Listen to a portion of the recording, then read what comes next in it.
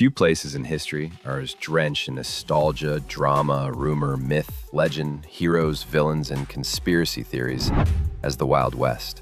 From bandits, cattle rustlers, horse thieves, gunfighters, lawmen, renegade Indians, miners, and cattle barons, there's no shortage of colorful and conflicting stories. Some legends fade with time, but others refuse to die. Ask the average person about William H. Bonney, Henry McCarty, or Brushy Bill Roberts, and you'll likely get blank stares. Mention Billy the Kid, however, and suddenly everyone thinks they know the tale. But who was the real Billy the Kid? Why did he become a national anti-hero, a symbol of rebellion and frontier defiance? What was his true name? And who really killed him, if he was killed at all? Hello, I'm Colin Heaton, military veteran, historian, author, and welcome to this episode of Forgotten History. Billy the Kid was believed to have been born around November 23, 1859, possibly on New York City's east side, though no birth certificate has ever been found to confirm it. His origin story, like much of his life, remains shrouded in uncertainty. One of the great mysteries surrounding him was his real identity. His mother, Catherine McCarty, is believed to have immigrated from Ireland during the potato famine, but we still don't know whether McCarty was her maiden name or a married one. Most historians agree that his legal name was likely William Henry McCarty Jr.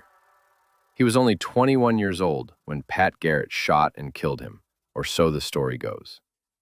Throughout his short life, he used several aliases. As a child, he was known as Henry McCarty, then Henry Antrim, and later William H. Bonney Jr., the name he gave at his infamous trial. So even today, his true name remains a mystery. There's also a theory that Billy the Kid lived long after his supposed death, that he was actually Ollie L.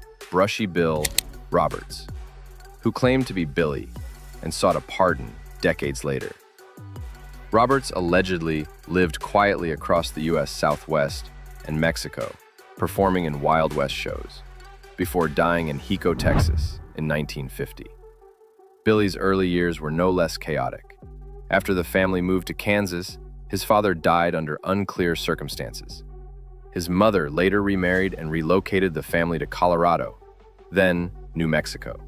Billy was about 14 when he found himself in unfamiliar territory, geographically and emotionally. After his mother's death in 1874, his life took a hard turn. Though he had a reputation as an honest, polite teenager, becoming an orphan marked a pivot. He lived briefly at a hotel doing odd jobs, taken in by a kind owner who saw promise in the boy. But after the owner either died or sold the place, Billy was forced to fend for himself. He was first caught stealing food. 5 months later, he was arrested for stealing clothing and firearms. He joined several gangs, participated in robberies, and was soon wanted for murder in New Mexico, setting him on the path to become one of America's most infamous figures. What wasn't in dispute was that Billy the Kid was only 18 when he killed his first man. By most accounts, he hadn't set out to be a killer, at least not at first. He tried, in his own way, to stay out of serious trouble. But trouble has a way of finding those who fall in with the wrong crowd, and Billy found himself surrounded by guns, grudges, and ambition. The legend claims he killed 21 men, one for every year of his life. But careful research suggests the real number was closer to 8 or 9. The crucible that forged Billy's reputation was the Lincoln County War, a bloody conflict over cattle, land, and power in the New Mexico Territory. It launched the violent careers of several well-known figures: Sheriff William J. Brady, James Dolan, Cattle King John Chisholm, Jose Chavez y Chavez, Alexander McSween, Lawrence Murphy, and of course, Billy the Kid. The war ignited on February 18, 1878, with the cold-blooded murder of English rancher John Tunstall, gunned down by Jesse Evans and members of the Dolan faction, including allies from Sheriff Brady's office. Tunstall's death wasn't just political, it was deeply personal. Billy had worked for him and respected him. Tunstall was fair, kind, and for many drifting young men like Billy, something rare. a guiding figure who offered purpose. His killing was witnessed by a group that would soon call themselves the Regulators. Fred Waite, Richard Brewer, John Middleton, Henry Newton Brown, Robert A. Wiedemann, and Billy the Kid among them.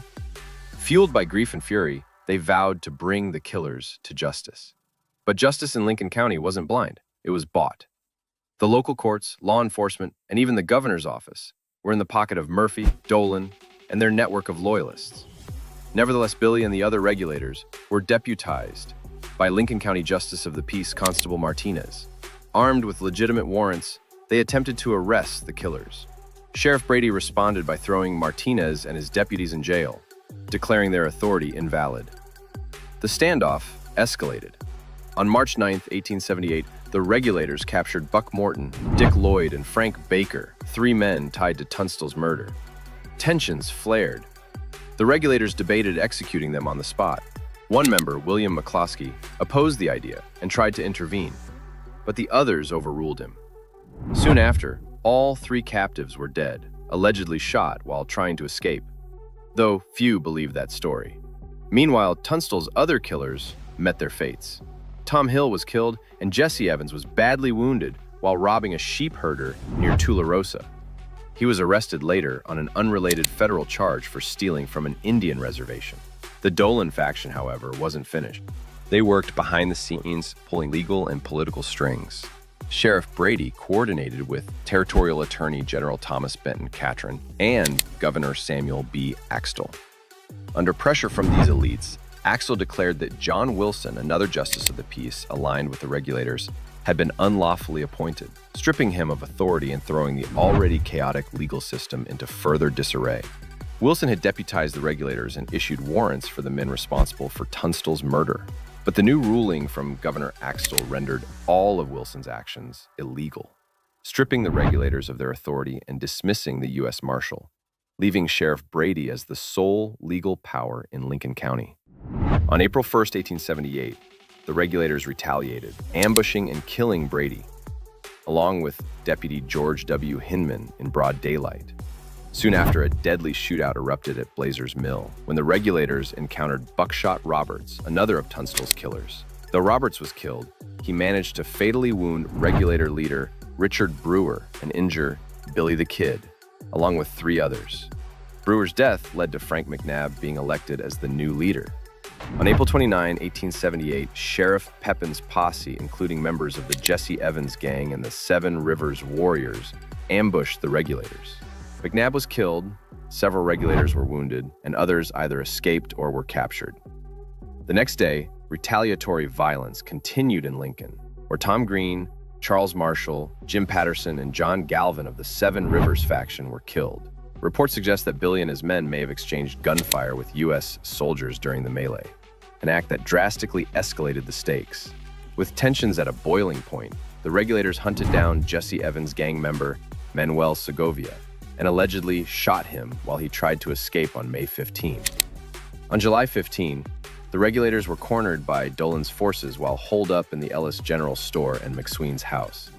The standoff dragged on for 3 days until Colonel Nathan Dudley and a detachment of soldiers arrived, bringing artillery that forced the Regulators to scatter.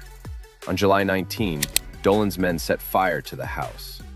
Susan McSween, widow of Alexander, along with another woman and 5 children, were granted safe passage. The men inside, however, fought to the end as the flames consumed the building. McSween was killed in the blaze. The Lincoln County War effectively ended there. Lawrence Murphy succumbed to cancer soon after, and while Dolan was indicted for Tunstall's murder, he was never convicted. He eventually seized Tunstall's property and died in 1898. With the war over, the Regulators became fugitives. In December 1880, Billy the Kid was captured by Sheriff Pat Garrett, charged with murder and sentenced to hang. Yet, on April 28, 1881, he escaped from jail, reportedly with help, killing 2 deputies during his flight. He remained at large until, as legend tells it, Garrett tracked him to the home of Pete Maxwell and ambushed him in the dark on July 14. A single shot ended the life of the kid. Or so the story goes. Billy the Kid's grave is said to lie in Fort Sumner, New Mexico, the very place where he was reportedly gunned down. But But the events following his death were anything but straightforward. Confusion set in almost immediately after the killing. Milner Rudolph, the local postmaster, arrived from his home 6 miles away early the next morning to conduct an official investigation. When he got there, he found the townspeople both uneasy and visibly angry, concerned more about their safety than the law. At the time, Pat Garrett, along with deputies Poe and McKinney, had barricaded themselves inside a bedroom in Pete Maxwell's house, the very room where the shooting had taken place. Strangely, Rudolph learned that a prior inquest had already occurred a few hours earlier, before anyone thought to send for him. According to statements made years later to the editor of New Mexico magazine, local businessman A.P. Nia claimed that he and another man had served as part of that first informal inquest. When Rudolph finally entered the room to begin his own official inquiry, he was told by locals that the corpse on the bedroom floor was the man Garrett had killed, Billy the Kid. Rudolph proceeded with a formal coroner's inquest, bringing in 5 witnesses, and held the entire proceeding right there in the room with the body. However, this account contradicts Pat Garrett's own written version of events. In his book, Garrett claimed that Billy's body had been immediately taken to a carpenter's shop after the shooting. That raises a compelling question. If the body had already been removed, why was it reportedly back in the bedroom when Rudolph arrived?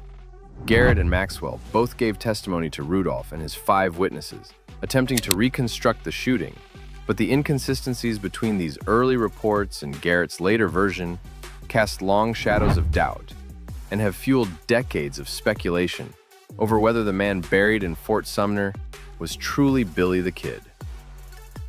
When Milner Rudolph completed his investigation, he submitted the required coroner's report, signed by the jury of witnesses he had assembled. The second inquest officially stated that William Bonney, better known as Billy the Kid, had been killed by a gunshot to the left breast, near the heart, fired from the pistol of Sheriff Patrick F. Garrett. The verdict concluded it was a justifiable homicide, and further praised Garrett, stating that he deserved the gratitude of the entire community and should be rewarded for his actions. But instead of closing the book, this only deepened the mystery. Despite legal protocol, the coroner's report was never filed in the official San Miguel County records, where it should have been preserved.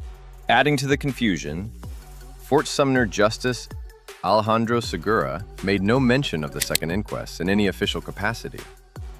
Why were there 2 inquests to begin with? According to A.P. Anaya, the local businessman who claimed to have participated in the first inquiry, his original verdict, signed alongside a friend, mysteriously disappeared. Anaya later alleged that Garrett and Manuel Abreu, Pete Maxwell's son-in-law, fabricated a replacement report, rewriting it with more dramatic language for the record. Even more troubling was that several names on the second report belonged to men who had not participated in the first inquiry at all. Their signatures were not only unfamiliar, they were misspelled, suggesting possible forgery, with suspicion falling squarely on Pat Garrett. And the contradictions didn't stop there. Author E.B. Mann in Guns and Gunfighters wrote that only 3 people were ever brought in to identify the body, and that one of them later admitted the corpse wasn't Billy the Kid because he had personally known Billy and would have recognized him. These mounting discrepancies led to widespread doubt, especially among those familiar with how post-mortem procedures were typically handled in the Old West. In high-profile killings, especially those involving famous outlaws, it was customary for lawmen to take photographs with the dead body and display the corpse publicly. This helped ensure proper identification and prevented cases of mistaken identity. But in Billy the Kid's case, there were no photographs, no public display, and no clear proof that Garrett had actually killed the man he claimed. The haste of the second inquest, the speedy burial, and the missing documentation all pointed toward a larger cover-up, or, at the very least, a gross mishandling of justice. Garrett, a man with well-known political ambitions, would have had every reason to follow proper procedure, especially taking a photograph with the body, a common practice in the Old West when dispatching a famous outlaw. Such an image would have served as powerful propaganda for any future political campaign. But that only held value if the man he killed truly was Billy the Kid. Garrett also claimed to have filed the official coroner's report, which would serve as the death certificate, a necessary step to close the case and claim the reward. However, in 1949, New Mexico Secretary of State Alicia Romero confirmed there was no record of any coroner's verdict regarding the death of William H. Bonney, the legal name of Billy the Kid. Despite Garrett's insistence, there was no filed inquest, no certified death certificate, and, critically, no conclusive proof that Billy was even dead. Garrett's attempt to collect the $500 bounty was denied for precisely that reason. Without documentation, the state couldn't confirm that Billy the Kid had died. Legally, he was still alive. In response to the mounting scrutiny and the bounty rejection, Garrett commissioned a third coroner's inquest. But this effort suffered from the same credibility issues as the previous reports, namely, signatures from individuals who never saw the body and, in some cases, didn't even know Billy the Kid personally. The third report raised more questions than answers, further damaging Garrett's credibility and feeding the belief that something had gone wrong, either through bureaucratic incompetence or outright deception. What remains most puzzling is the haste with which the body, whoever it may have been, was buried. The interment took place quickly at the Fort Sumner Military Cemetery, right beside Tom O'Folliard and Charlie Bowdry, two of Billy's closest companions. Yet, to this day, there exists no confirmed death certificate, no verified burial record, and no photograph of the corpse. The lack of these key documents continues to fuel the belief that the legend of Billy the Kid didn't end on July 14, 1881, but merely shifted into the realm of enduring mystery. It wasn't until February 18, 1882, 7 months after the supposed killing, that Pat Garrett finally received the bounty for Billy the Kid.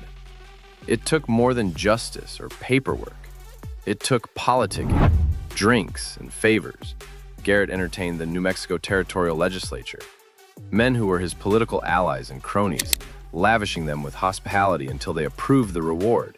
Yet, even in their official decree, they couldn't get the facts straight.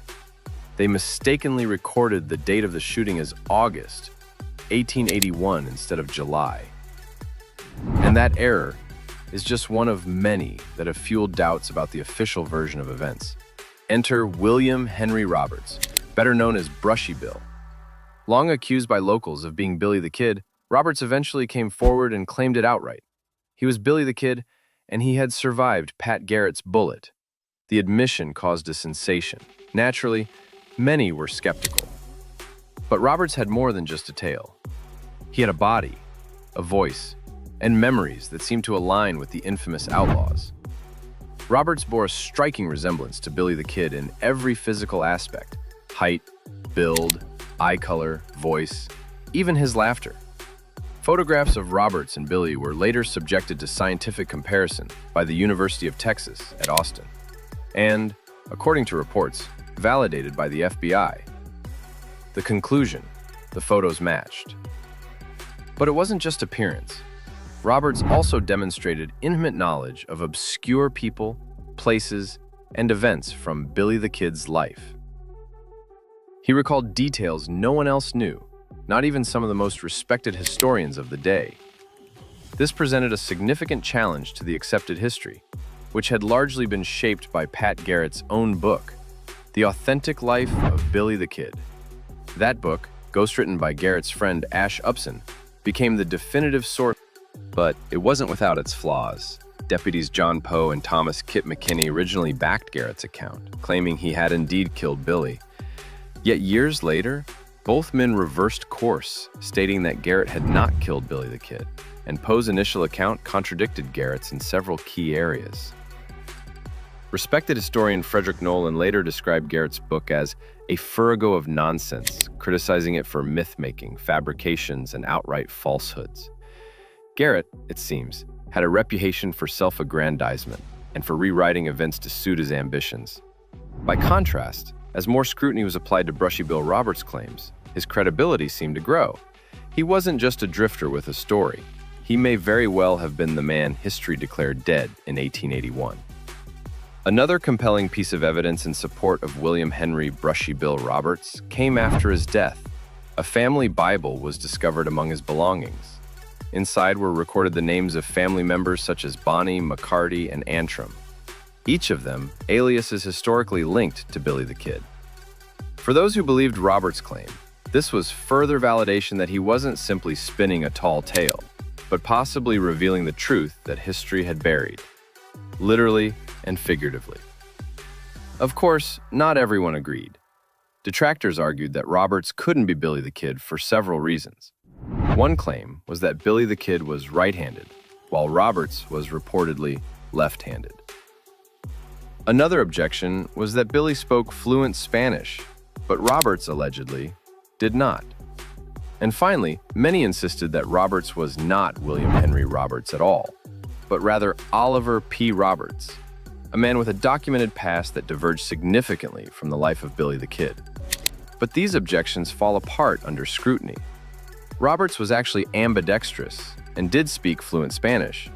More importantly, he knew things, obscure, granular details about Billy the Kid's life, enemies, friends, and movements that no outsider could have pieced together.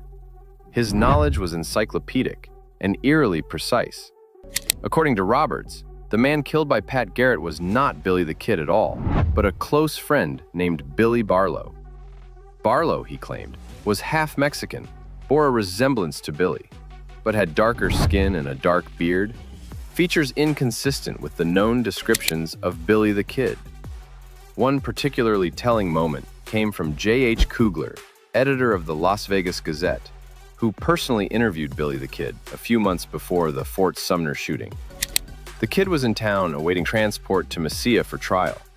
Kugler described Billy as youthful and light-featured, writing, "There was nothing very mannish about him in appearance, for he looked and acted a mere boy.